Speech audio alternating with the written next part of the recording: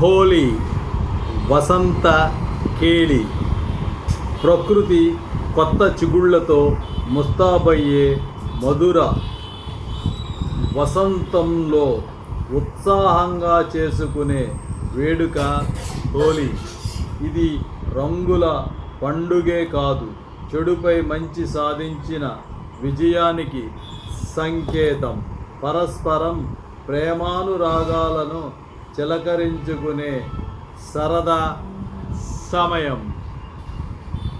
నిన్నటి నిరాశలను తుడిచేస్తూ రేపటి ఆశలను చల్లుకుంటూ ముఖానికి పూసిన రంగు వెనక మనిషిలోని మమకారాన్ని చూపే అద్భుత ఘట్టం హోలీ. చిన్న పెద్ద, పేద ధనిక అనే భేదాలను రంగుల వెల్లువలో ముంచేసే లోకమంతా ఒకటే అనే సమతాభావాన్ని చాటుతుంది.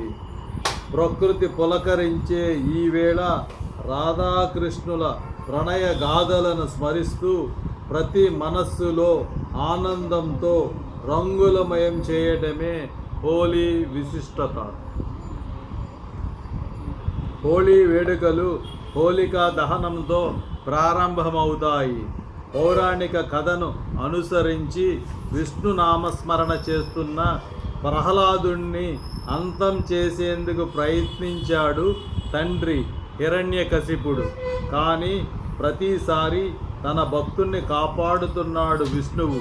చివరి ప్రయత్నంగా మంటల్లో కాకుండా వరం పొందిన తన సోదరి హోలిక ఒడిలో ప్రహ్లాదుణ్ణి కూర్చోబెట్టి చితికి నిప్పు పెట్టించాడు. దైవ కృపతో ప్రహ్లాదుడు క్షేమంగా బయటపడగా అపచారం చేసిన హోలిక కాలి బూడిద అయ్యింది. ధర్మం ముందు అధికారం, అహంకారం తలవంచక తప్పదనేదే సందేశం. ఈ ఘట్టానికి నిదర్శనంగా కామదహనం పేరిట కోడళ్లలో కట్టెలు పేర్చి మంటలు వేస్తారు. మనలోని అసూయ, క్రోధం, స్వార్థం వంటి రాక్షస ప్రవృత్తులను ఆ అగ్నిలో ఆహుతి చేయాలన్నది దీని వెనక ఉన్న అసలు ఉద్దేశం. శివుని కోపం, మన్మధుని పునర్జన్మ. తారకాసురుణ్ణి సంహరించేందుకు శివ పార్వతులకు పుత్రుడు జన్మించాల్సి ఉంది. అందుకోసం తపోదీక్షలో ఉన్న పరమశివుడికి బాహ్య ప్రపంచంపై ధ్యాస కలిగించమని ఇంద్రుడు మన్మధుణ్ణి పంపించాడు. అతడి పుష్ప బాణాలను ప్రయోగించగా ఆగ్రహించిన పరమేశ్వరుడు మూడో కన్ను తెరిచి మన్మధుణ్ణి భస్మం చేశాడు. అప్పుడు అతడి భార్య రతీదేవి వేడుకోగా శివుడు శాంతించి మన్మధుడికి ఆత్మరూపంలో ప్రాణం పోశాడు. ఈ సంఘటన జరిగిన రోజే హోలీ అని, అందుకే హోలీని కామదహనం అని పిలుస్తారని మరో కథనం ఉంది.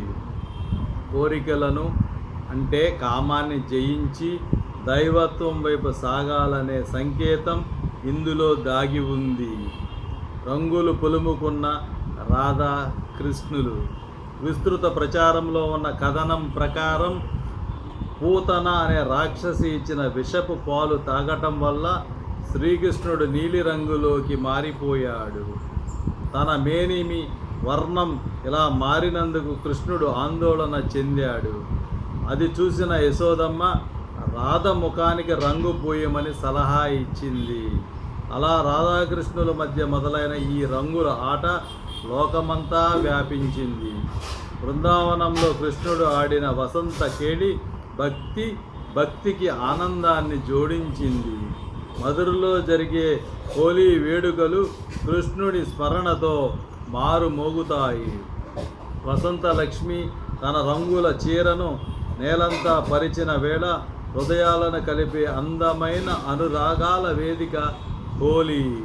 ఇది రంగుల కేళి మాత్రమే కాదు, లోకంలోని విసుగులు, చిరాకుల చీకటిని హోలికా దహనములో అంతరింపజేసి స్నేహ కాంతిని నింపే మంగళకరమైన సమయం. బాహ్యంగా రంగులు చిలకరించుకోవటం కాదు, హృదయాలను కలిపే వంతెన అని గ్రహించాలి. బాహ్యంగా రంగులు చిలకరించుకోవటమే కాదు, హృదయాలను కలిపే వంతెన అని గ్రహించాలి. కలతలు కల్లోలాలను మరిచి ప్రేమను చిగురింపజేసుకునే వేళ ఇది. సమాజంలో మత సామరస్యం, సోదరభావం వెళ్ళి విరియడానికి ఇటువంటి పండుగలు దోహదపడతాయి. ప్రకృతితో మమేకమవుతూ చేసుకునే హోలీ మన సంస్కృతికి కిరీటం వంటిది. ఈ రంగుల పండగ ప్రతి మదిలో ఆనందాలను వెదజల్లుతుంది.